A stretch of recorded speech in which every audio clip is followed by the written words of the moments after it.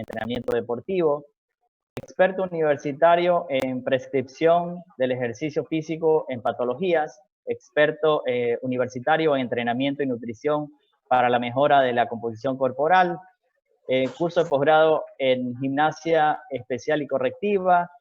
Y bueno, muchísimas gracias por aceptar la invitación, profesor Saúl Caicedo. Adelante, por favor. Bueno, muy buenos días, Hernán. Buenos días con todos los asistentes. Es un gusto estar aquí en estas jornadas que creo que aportan mucho para el desarrollo de nuestra profesión, ¿no?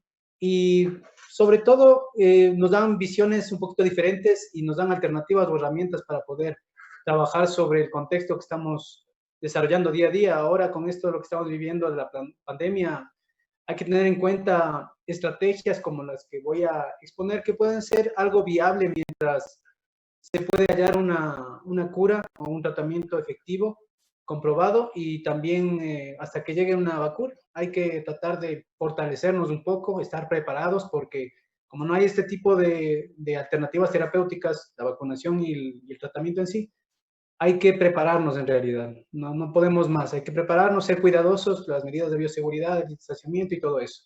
Pero podemos dar un plus a nuestro sistema inmune para que pueda reaccionar de una manera favorable, ¿sí? Entonces, si bien voy a compartir. Perdón.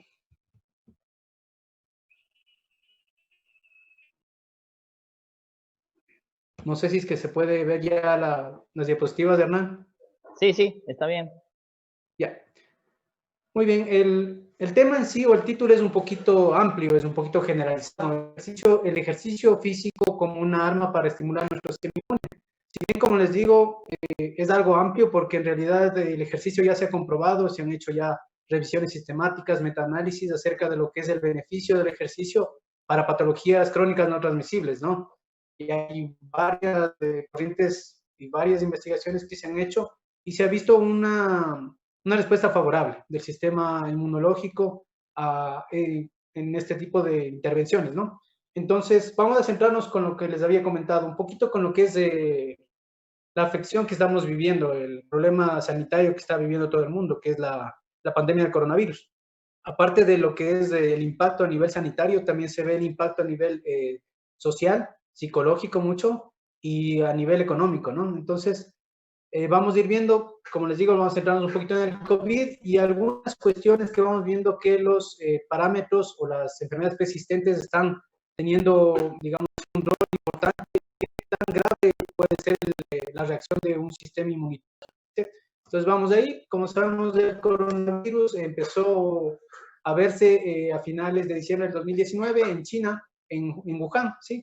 Generalmente los primeros pacientes presentaban síntomas similares a una neumonía atípica, desconocida, pero cuando ya se empezaron a ver las primeras muertes, los primeros fallecimientos, se pudo confirmar que era una nueva cepa de un virus, un coronavirus. Sabemos que los coronavirus son un tipo de patógenos que están principalmente en algunas especies de animales, por lo que se considera este tipo de afección o infección un tipo de afección zootónica, de origen zootónico. O sea, quiere decir que va de un animal, varios vectores lo transmiten hasta los seres humanos y de ahí se empieza a replicar entre los seres humanos, ¿sí? ¿Qué sabemos a grosso modo en estos primeros datos? Un 100% de pacientes desarrollan, digamos, sintomatología muy, muy ligera, o inclusive hay un gran porcentaje que desarrollan o transcurre la enfermedad de forma asintomática, no presentan nada de síntomas. Un 15% entre unos síntomas moderados a graves y un 5% pueden llegar a un estado crítico y llegar a fallecer, ¿sí? Entonces, lo que tenemos que saber más o menos.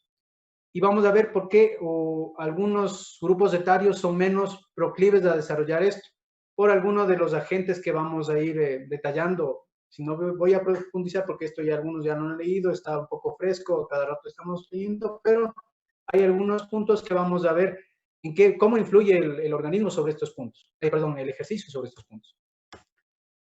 La evolución de la enfermedad depende principalmente del estado de salud inicial del individuo, ¿sí?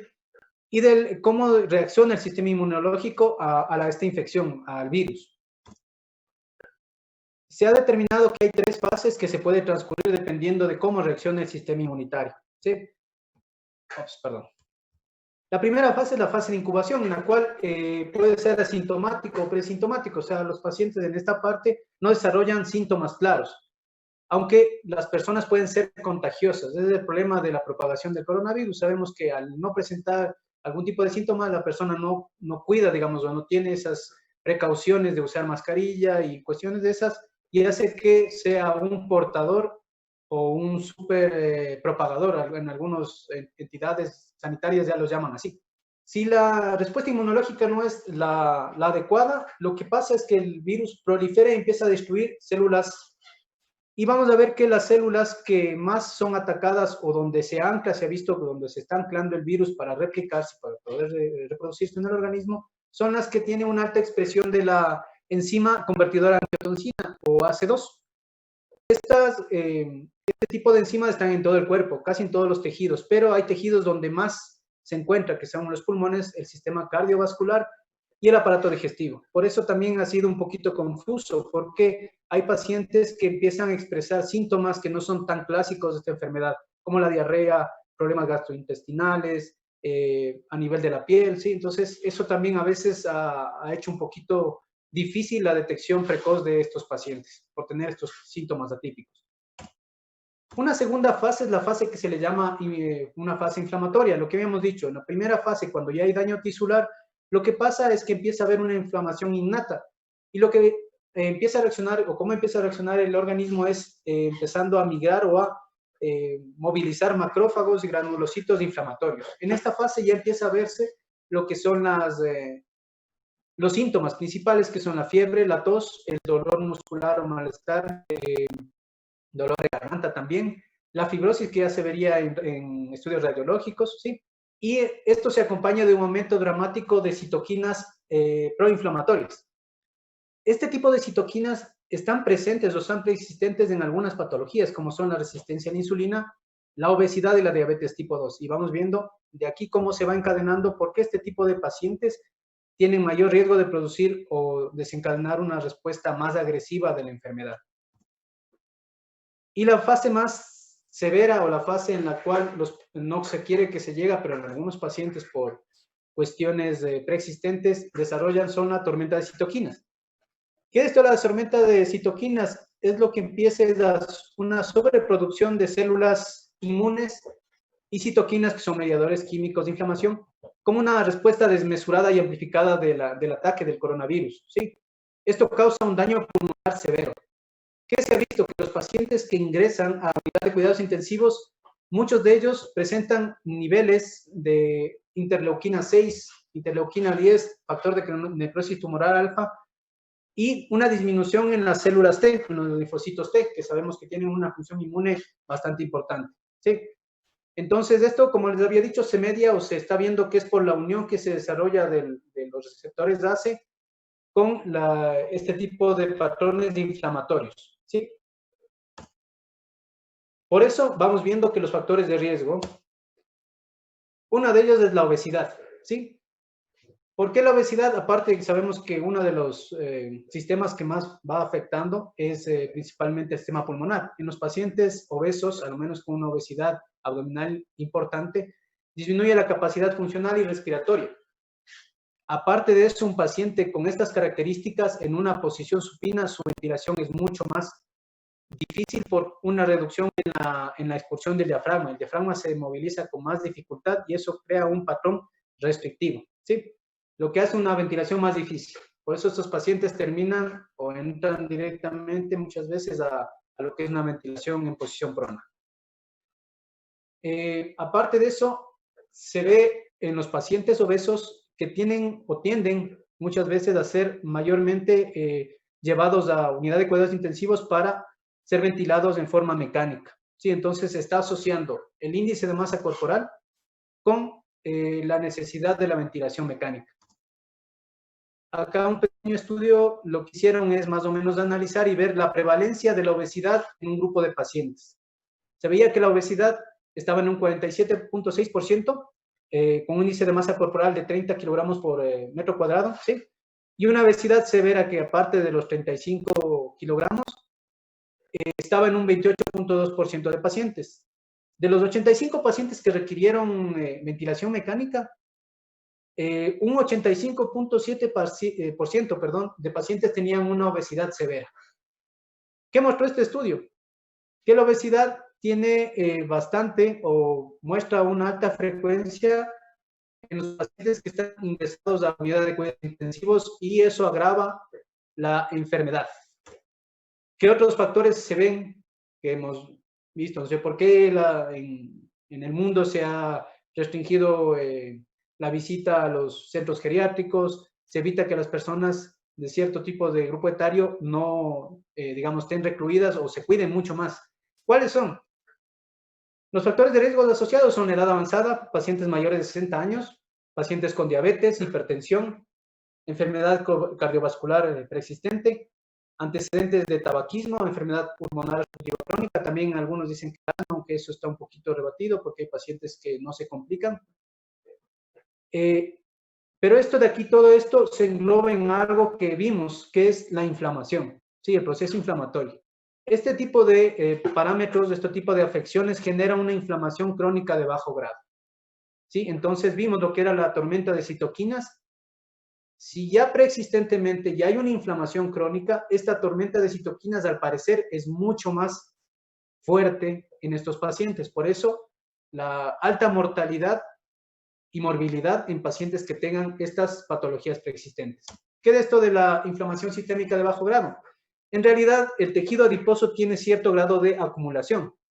Pasado esta acumulación, lo que pasa hay una hiperplasia, hipertrofia. Aumenta el número de células adiposas y el tamaño, ¿sí? ¿Qué pasa en este tejido adiposo que está hipertrofiado? Disminuye la cantidad de irrigación porque ya queda, digamos, insuficiente el riego vascular. Y esto genera estrés oxidativo. Al generarse esto, genera también lo que es necrosis de este tejido. Y empieza a producirse que los macrófagos proinflamatorios empiecen a migrar. Empieza a desarrollarse, o es el tipo de macrófagos que migran acá, pueden empezar también a mediar lo que es el aumento de interleuquinas, que habíamos visto que también están presentes ya clásicamente en el COVID. Las interleuquinas 1 beta, la interleuquina 6, la 18, el factor necrosis tumoral alfa, la disminución de la interleuquina 10, que más bien un poco antiinflamatoria y media en la parte inmunológica. Hay apoptosis o deterioro del tejido y hay una inflamación adipositaria, lo que había manifestado, ¿sí? Aparte de eso, la leptina está aumentada, que tiene un efecto más, digamos así, inflamatorio y disminuye la sensibilidad a la insulina. Esto está presente principalmente en los pacientes diabéticos. Todo eso es un proceso que se va retroalimentando. Ahora, ¿qué se ve sobre algo que es interesante? La inflamación sistémica de bajo grado está dado por esta inflamación o este proceso a nivel de lo que es el tejido adiposo. Pero vamos a ver que el ejercicio físico nos puede ayudar. ¿Cómo nos va a ayudar? El tejido muscular, cuando uno hace ejercicio físico, hace que radicales o procesos antiinflamatorios empiecen a presentarse. La interleuquina 6, cuando es secretada por el tejido adiposo, es proinflamatoria, pero cuando es secretada por el músculo, es una mioquina que tiene un efecto antiinflamatorio, ¿sí? Entonces, ¿qué pasa? Cuando el músculo empieza a ejercitarse o a activarse, disminuyen las citoquinas proinflamatorias y aumentan las antiinflamatorias. En el tejido adiposo aumenta la angiogénesis, que decíamos que una disminución del riego sanguíneo hace que la inflamación esté presente. Entonces, al haber una angiogénesis, disminuye este factor. Disminuye la vasoconstricción, aumenta la circulación sanguínea, por ende, disminuye la hipoxia, que sería esta disminución de riego también alimentada, disminuye la infiltración de macrófagos proinflamatorios y, como les decía, la M1 y M2 son macrófagos que tienen esto, anti y proinflamatorios, entonces se balancea o mejora. A nivel endotelial, el recubrimiento de las paredes vasculares, hay menor adhesión de las moléculas, o sea, disminuye o hace una protección ante la aterosclerosis, aumenta la regeneración tisular. Esto es importante. En el sistema inmune disminuye los receptores tipo TOL, que es algo que va en el proceso inflamatorio, disminuye la inflamación de los monocitos y aumenta la regulación de las células T, que tienen un papel muy importante en las afecciones de las vías respiratorias. ¿Sí? Entonces, ¿qué hace esto? disminuye la inflamación sistémica de bajo grado. Todo lo que hemos visto en el ejercicio. Ya vamos a ir viendo en profundidad. Ahora, ¿qué pasa con el confinamiento? ¿Qué ha visto algunos entes científicos, algunos colegios científicos?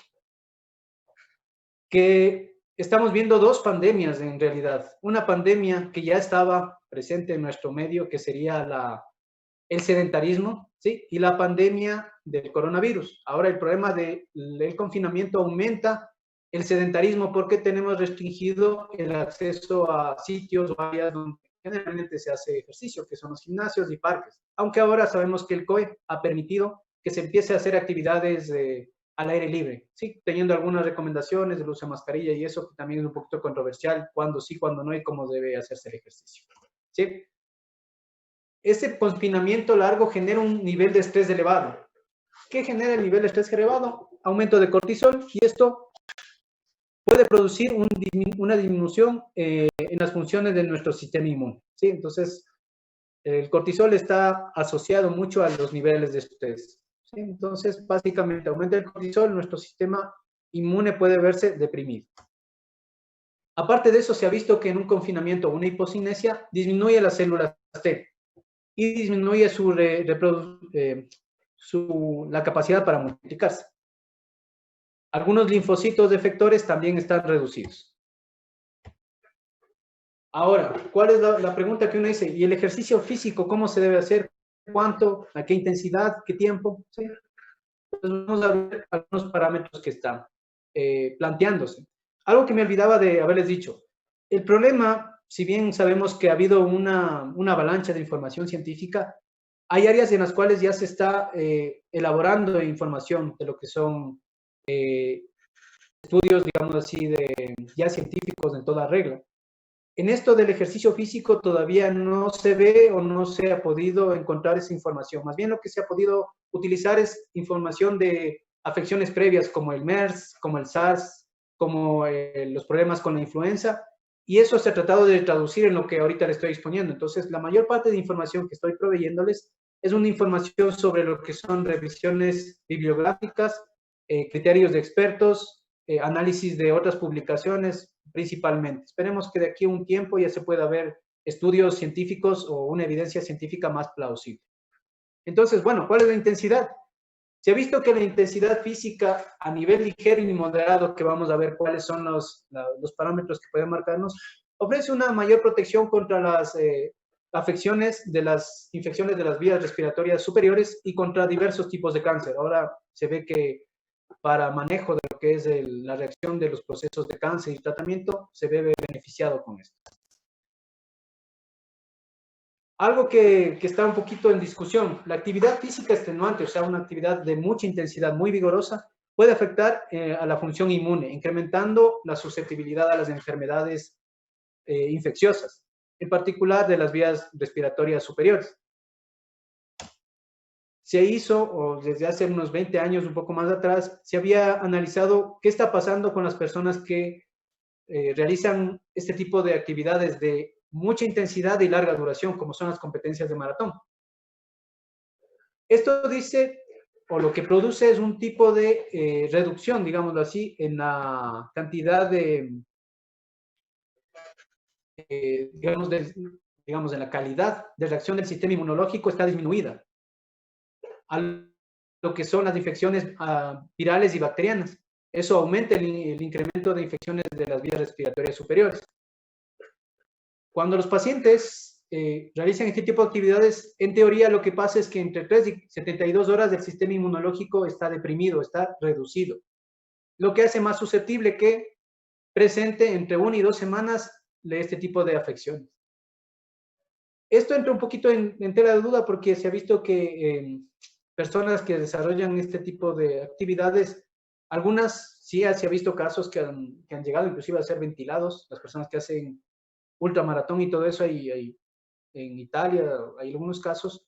Yo creo que el primer paciente en Italia, uno de los primeros, había llegado así, ha llegado a ser ventilado, ha llegado a una unidad de cuidados intensivos, pese a su régimen de actividad física. Entonces, hay que ver cómo se puede estar dando esto y por qué se puede estar dando. Como les había dicho, esta teoría de ventana abierta, que se le denomina este déficit o esta depresión del sistema inmune, puede verse un poquito nublada estos análisis porque cuando se hizo esto, lo que hicieron los investigadores era recoger en base a encuestas si presentaron algún tipo de síntomas después de haber realizado estas actividades. No se confirmó en la mayor parte de estos análisis las afecciones respiratorias con un análisis de laboratorio. Entonces, lo que dicen es que puede haberse dado por una reacción alérgica al exponerse a climas muy fríos, a reacciones de asma, ¿sí? En algunas personas. Aparte de eso, no se está viendo que muchas de estas personas que realizan este tipo de actividades tenían que viajar. Viajar en avión generalmente puede producir este sistema, o sea, este ambiente artificial que se genera dentro de un avión puede promover también patologías o afecciones respiratorias. También estas personas, al tener un tipo de entrenamientos muy intensos y de larga duración durante bastante tiempo para prepararse para las competencias, pueden generar fatiga, tener déficits nutricionales, el estrés psicológico también, no descansar bien, no poder dormir bien antes de la competencia. Los estados de ansiedad pueden contribuir, como le habíamos dicho, ¿no es cierto? El estrés, el cortisol. Aparte de eso, se veía que tenían linfopenia. Después de haber hecho las actividades extenuantes, las maratones, había una reducción en lo que es los linfocitos, pero puede estar relacionado a una redistribución. Eso quiere decir que cuando se analizaba la sangre, puede que todavía este tipo de mecanismos inmunitarios se desplazan o se movilizan hasta áreas donde fueron requeridos, digamos así, y se mantenían por un tiempo, después de lo cual regresaban a la circulación general.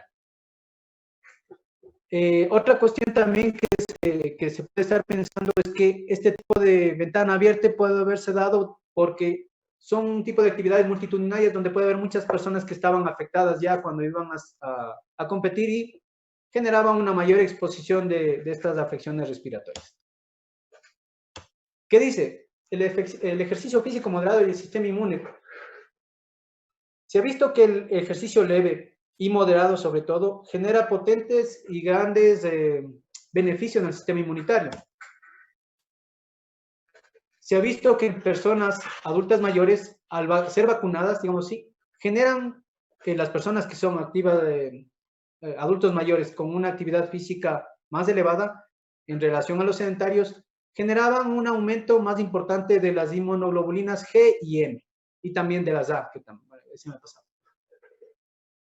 ¿Qué factor o qué papel cumplen las inmunoglobulinas? Ayudan a combatir las infecciones virales, bacterianas. Entonces, no sé qué pasó. Está en pantalla. Puedes continuar, por favor. Ya. ¿Qué más? Se ha visto que reduce la inflamación crónica de bajo grado. Recuerden que esto, dentro de lo que es la reacción, el proceso del COVID, es en la segunda y tercera fase es donde puede verse potencial. Entonces, si yo reduzco la inflamación crónica de bajo grado, estoy reduciendo este tipo de reacción o de este tipo de fases de la afección. Mejora varios marcadores inmunes, la resistencia a la insulina, vamos a ver algunas de las cuestiones, esto de la inflamación sistémica de bajo grado en obesidad, ¿sí? Reduce también la duración, el riesgo y la duración de las afecciones virales.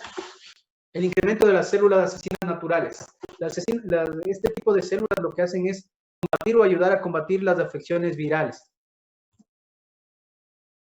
Los linfocitos fagocitarios tienen una mejor capacidad citotóxica en la sangre.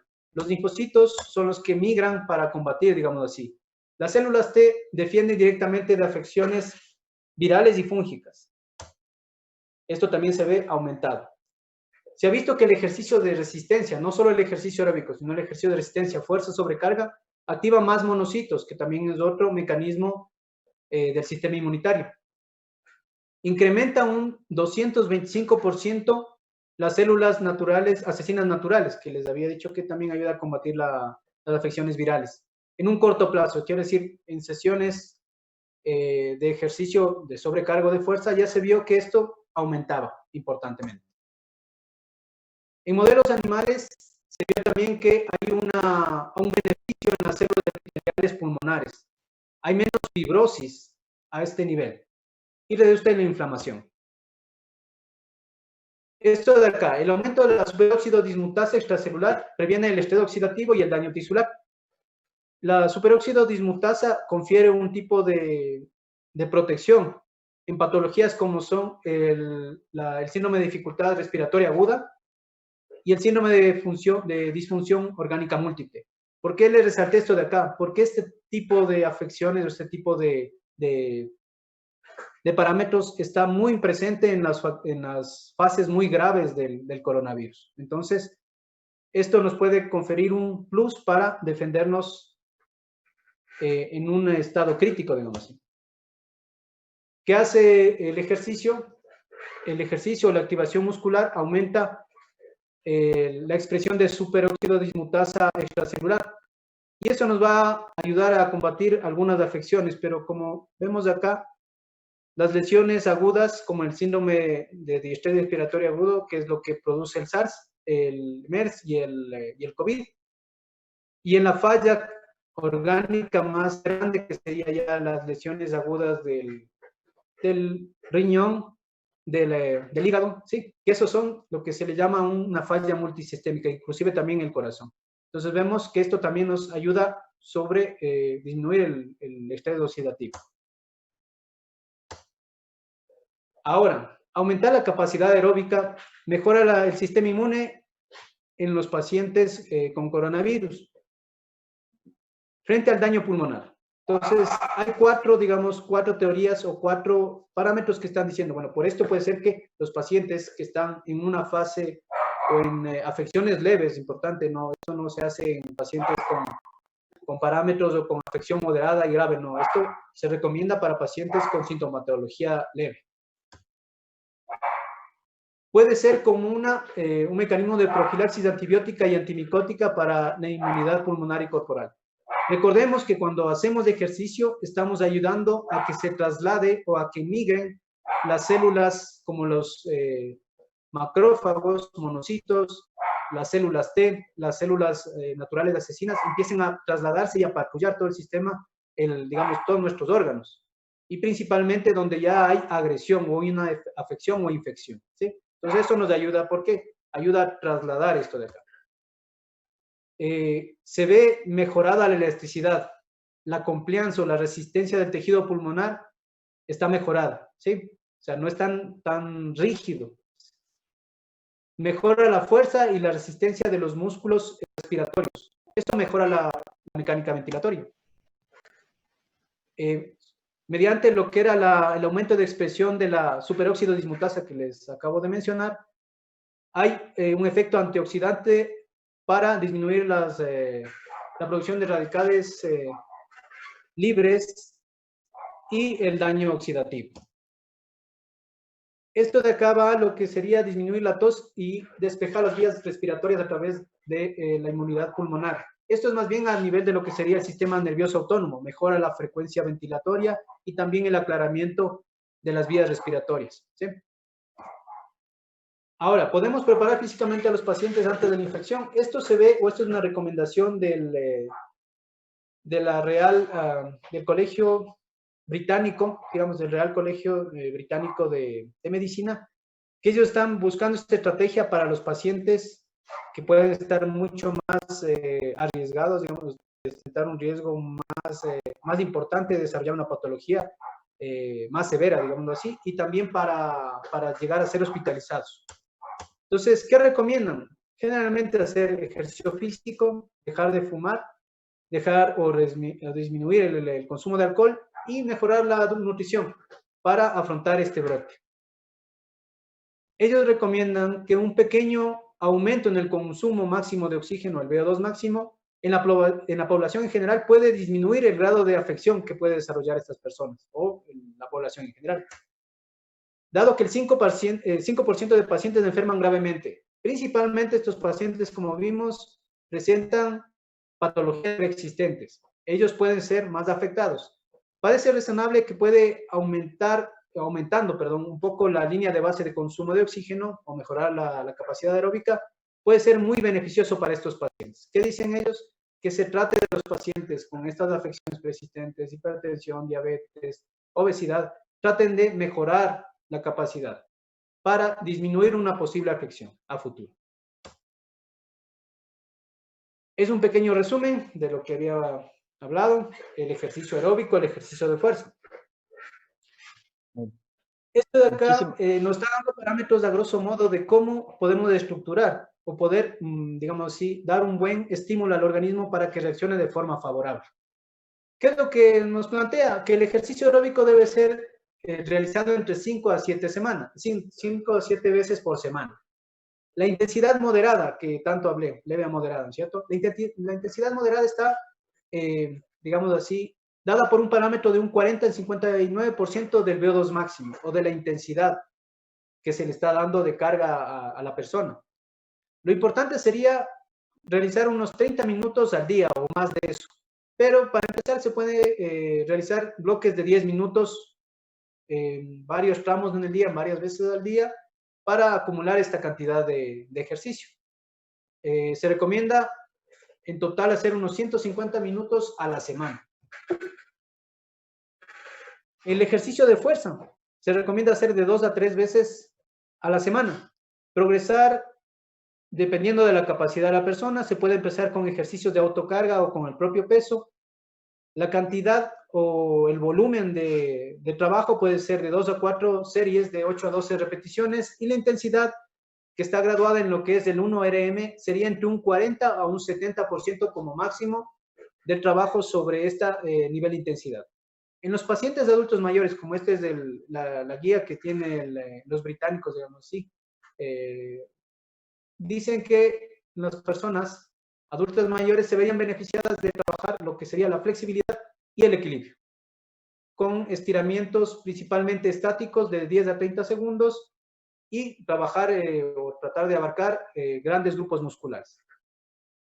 Esto a veces es un poquito confuso, las personas que hacen un poco de rehabilitación cardíaca lo manejan mejor, rehabilitación respiratoria y también los que hacen deportiva lo manejan, pero a grosso modo, ¿qué es lo que estoy tratando de decirles? ¿Cómo puedo graduar yo la intensidad? Bueno, el volumen que les había dicho de 30 a 60 minutos. La intensidad moderada entre un 40 y 60% de la frecuencia cardíaca de reserva, que sería o está, digamos así, pareada o es un sinónimo de lo que sería el VO2 máximo de reserva. O si no, se puede trabajar sobre el 65 a 70% de la frecuencia cardíaca máxima. Esto de la frecuencia cardíaca de reserva, ¿cómo se lo hace? Acá va a ver la tabla en la parte de abajo, se ve la intensidad moderada, que está acá, la frecuencia cardíaca de reserva entre un 40 a 60%. La frecuencia cardíaca máxima hasta el 70% y con la escala subjetiva del esfuerzo. Entonces, si yo me voy a guiar con esto de la frecuencia cardíaca de reserva o la frecuencia cardíaca máxima, necesitaría utilizar lo que sería un pulso oxímetro o un cardiotacómetro, como el Polar, ¿sí? Entonces, para hallar la frecuencia cardíaca de reserva, se lo utiliza generalmente la fórmula de Carbone.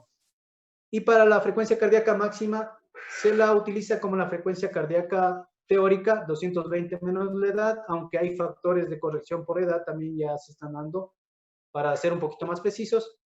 Se calcula, digamos así, independientemente de cada paciente y se va a controlar mediante estos aditamentos. Ahora, si yo no tengo esto, ¿a qué puedo recurrir?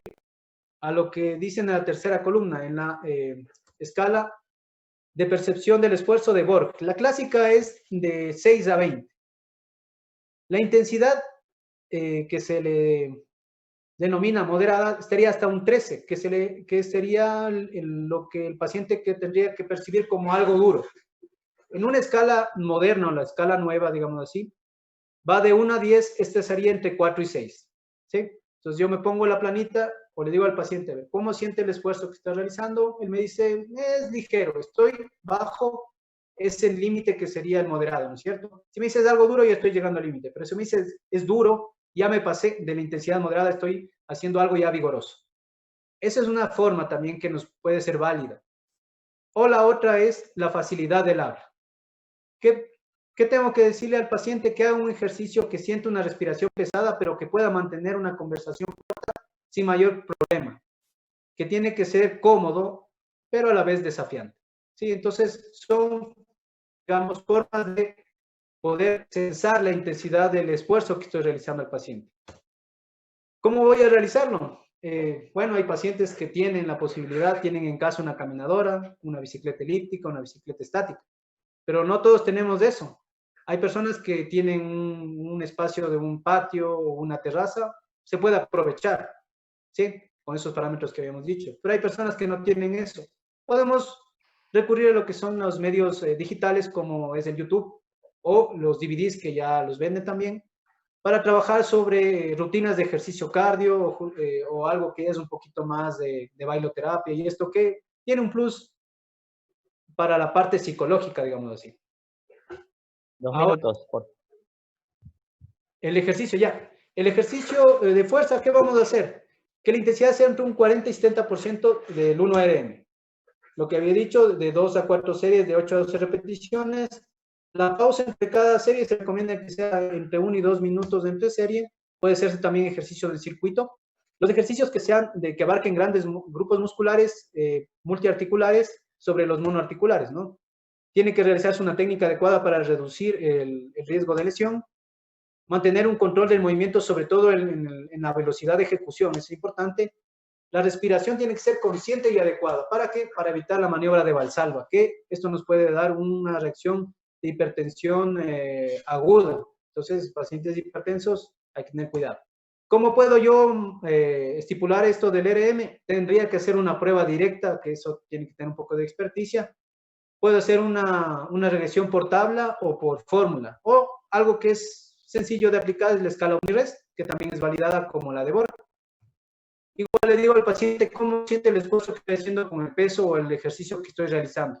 Entonces él me dice que hasta algo duro, que sería un 70% que está estimado, es algo bueno para realizar el ejercicio, pero eso sería, digamos, del límite superior. Lo adecuado sería empezar entre fácil y algo fácil. Esto podemos realizarlo con guías de ejercicios con propio peso, como vemos acá a la izquierda, o bandas de resistencia, los equipos de suspensión como el TRX, o aditamentos que en casa tenemos todos, botellas de agua, paquetes, mochilas con pesitos. ¿A quiénes deberíamos ingresar o recomendar esto de acá? A los pacientes que tienen mayor factor de riesgo.